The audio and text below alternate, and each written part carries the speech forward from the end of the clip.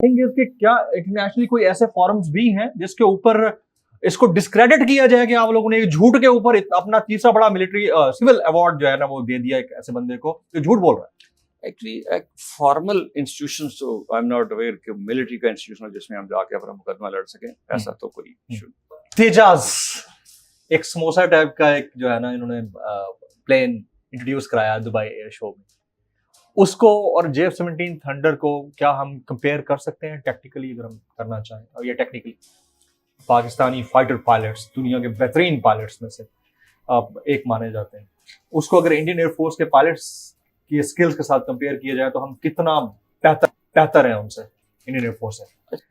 वो हमें बिल्कुल अच्छी तरह से अंदाजा है कि उनकी एयरफोर्स, हमारी एयरफोर्स तो ज़रबे अर्ज़ और इतने सारे जो इवेंट्स हुए, we professional in handling all this, in तमाम ऑपरेशन, स्पेशली जो काउंटर टेररिज्म के ऑपरेशंस हैं। So their success was completely marginalised and we found out कि उन्होंने कुछ भी टारगेट नहीं किया बालाकोट में।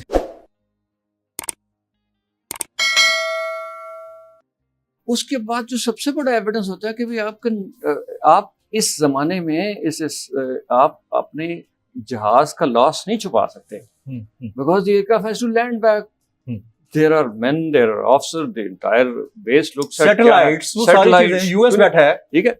सो और जो इंडिपेंडेंट हिस्टोरियंस हैं, बल्कि इंडिपेंडेंट जो हमारे कोई ज्यादा फेवर में नहीं बोलते, उन्होंने भी वेरीफाई किया हुआ है कि भी पाकिस्तान का कोई F-16 लॉस नहीं हुआ था।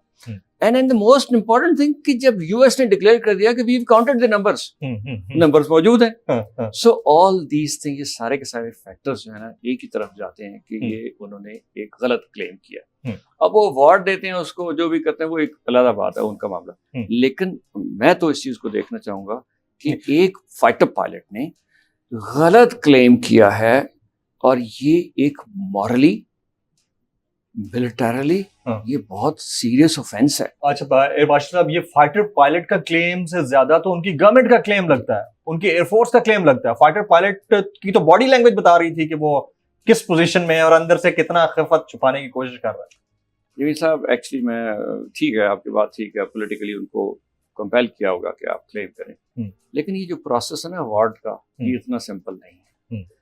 इंडिविजुअल हैज टू क्लेम कि जी मैंने ये शूट किया, फिर इसको वेरीफाई किया जाता है थ्रू वेरियस मीन, उसकी फिल्म देखी जाती है, उसके वेपन की देखी जाती है, वो सारी एयर डिफेंस ग्राउंड एनवायरनमेंट जो रेडार्स होते हैं उनकी रिकॉर्डिंग होती है, वो सारी मौजूद होती वो मैपिंग के बाद किसी ने उसको सर्टिफाई करना होता है लेके कि हाँ जी ये बहुत ब्रेवरी का एक्ट था, इसने ये किया। दैट मीन उसके सुपरवाइजर जो सीनियर एयरफोर्स के ऑफिसर्स हैं उन्होंने लिखा, इंक्लूडिंग द एयर चीफ, उन्होंने लिखा होगा कि हाँ जी हमने अभिनंदन ने एक जहाज गिराया।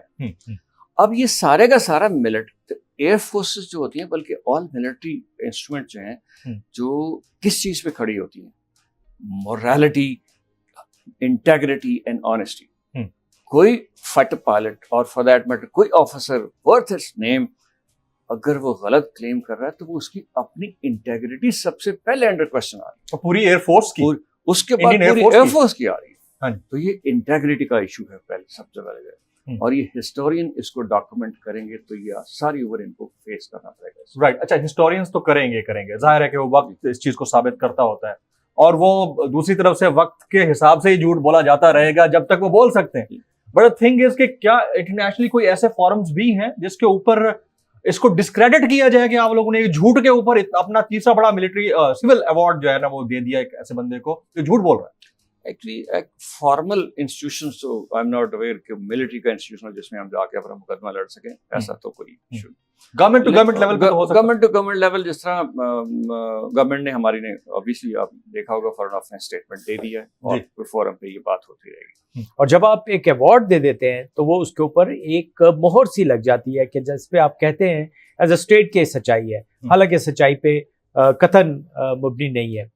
जिस तरह आपने फरमाया कि रिटायर्ड उनके जो ऑफिसर्स हैं उनको भी पता होगा। देखें, यूनिफॉर्म आपकी चली जाती है लेकिन रैंक्स तो वही रहते हैं। ये फोर्सेस या सर्विसेज जो होती हैं उसका एक तरीकाकार है, तो कम से कम मोरालिटी इतनी तो होनी चाहिए रिटायर्ड फौजी अफसरान में इंडिया के कि वो सर्विंग ऑफिसर्स को ये बता सकें कि आप फॉल्स क्लेम के ऊपर या गलत के ऊपर एक बड़ा अवार्ड देने जा रहे हैं जिसका इंपैक्ट नेगेटिवली आएगा और आया है। तो ऐसा नहीं होता फोर्सेस के अंदर ये जो रिटायर्ड ऑफिसर्स हैं वो समझाएं अपने सर्विंग ऑफिसर्स को या अपनी हुकूमत को? देखिए, रिटायर्ड ऑफिसर्स की एक सर्टन जो है लिमिटेशन है of not access to the evidence. अगर आप देखें तो जो इंडिया ने एविडेंस पेश किया अपने इवन रिटायर्ड ऑफिसर्स के सामने और इंटरनेशनल मीडिया के सामने, वो बड़ा ही हम्बल और वीक किस्म का एविडेंस था। अभिनंदन यहाँ शूट डाउन होते हैं और पहला सेंटेंस जब वो मिलते हैं हमारे ऑफिशियल्स के साथ, वो ये कहते हैं कि मैं टारगेट ढूंढने की कोशिश कर रहा था।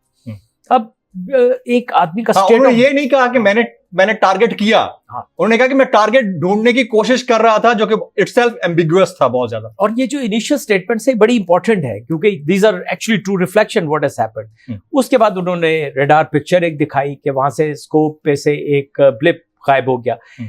हमारे जो लोग टेक्निकली जानते हैं, it was an intense electronic warfare scenario, और उसके अंदर तो रडार के ऊपर ब्लिप्स को आप रिलाई नहीं कर सकते। उसके बाद जो सबसे बड़ी बात हुई, उन्होंने कहा कि जो कम्युनिकेशन थी, रेडियो की कम्युनिकेशन थी, उसके अंदर भी ये प्रूफ होता है कि F-16 जो है उसको टारगेट किया गया। राइट। अच्छा, तेजाज एक समोसा टाइप का एक जो है ना इन्होंने प्लेन इंट्रोड्यूस कराया दुबई एयर शो में, उसको और JF-17 थंडर को क्या हम कंपेयर कर सकते हैं टेक्निकली, अगर हम करना चाहें? और ये टेक्निकली तेजा, जिसको LCA भी कहते हैं, इसकी एक हिस्ट्री थोड़ी सी बता दूं मैं आपको। Please please. 1980s में ये कंसीव हुआ था और I was a wing commander. उस वक्त हम इसको कंसीव हो रहा था, काम हो रहा था। हमारा JF-17 के ऊपर कॉन्सेप्ट जो शुरू हुआ है 94 में शुरू, उससे पहले थोड़ा बहुत होमवर्क था, बट फॉर्मली हमने इसको 94 में, कॉन्ट्रैक्ट साइन हुआ था 99। राइट, ठीक है। सो अगर आप इसको टाइम फ्रेम में देखें तो हमने काम शुरू किया था 80s में, उन्होंने बिगिनिंग में, हमारा 90s में है। सो बहुत 10-12 साल हम उनसे पीछे थे in starting the design of the aircraft. Alright, हम पीछे थे। ठीक है। और पीछे क्यों थे? हमारी अपनी उसमें थी थिंकिंग प्रोसेस था, उसमें सारे इवैल्यूएशन और टाइम लगा उस चीज को। अच्छा, उसके बाद आप आज देख लें, हमारा JF-17 2007 में पाकिस्तान एयरफोर्स में इंडक्ट हो चुका था। ठीक है। उनका तो इंडक्शन का अपनी एयरफोर्स नहीं मान रही उसको इंडक्ट करने के लिए। अभी उन्होंने जाके एक कॉन्ट्रैक्ट मेजर किया है 283 एयरक्राफ्ट का, ये वो इस तरह का। तो और हम 2007 में इसको 2007, 8, 9 में ऑपरेशनल कर चुके। So, 10 साल आगे हैं। So, 10 साल की लीड थी उनकी, हमने उनको 10 साल पीछे छोड़ दिया। This is why. क्यों? नहीं, उनका ये तो चलो ये हो गया, MiG-21 गिराकर हमने उनको कितने साल पीछे किया। देखिए, JF-17 में सबसे बड़ी बात यह है, it's our own aeroplane.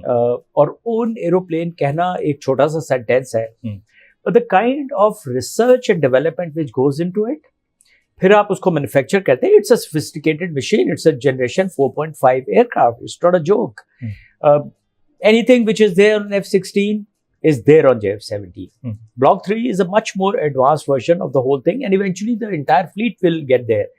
So इसलिए JF-17 का मार्केट होना को रोक नहीं सकता। हमारे एक्सपोर्ट्स ऑलरेडी स्टार्ट हो चुके हैं about the aircraft. People were waiting for the Block 3 to come in. Block 3 is there now. और ये एयरक्राफ्ट जो है is bound because one that its costs are relatively lower than, I mean आप F-35 वगैरह की बात करें या दूसरे एयरक्राफ्ट, तो they are all talking of over 120-130 million dollar के बजट से भी बड़ा बजट है उनका। एग्जैक्टली। लेकिन हमारे जो जहाज है इंडिजिनसली प्रोड्यूस्ड है, हमें कंप्लीट सॉफ्टवेयर पे कंट्रोल है, हमें उसके हार्डवेयर को हम अच्छी तरह जानते हैं, और we can produce possibly twice the number of aircraft जो कि हमारा ऑलरेडी कामरा की कैपेबिलिटी है। सो आई थिंक अल्लाह ने पे बड़ा एहसान किया कि हम JF-17 को लेके आगे चले। अब अगर स्किल्स का कंपैरिजन किया जाए, पाकिस्तानी फाइटर पायलट्स दुनिया के बेहतरीन पायलट्स में से एक माने जाते हैं, उसको अगर इंडियन एयरफोर्स के पायलट्स की स्किल्स के साथ कंपेयर किया जाए तो हम कितना बेहतर हैं उनसे, इंडियन एयरफोर्स है? अच्छा, मैं इसको थोड़ा सा कंपैरिजन में आपके क्वेश्चन को एड्रेस करता हूँ। देखिए, इक्विपमेंट सब लोग खरीद लेते हैं।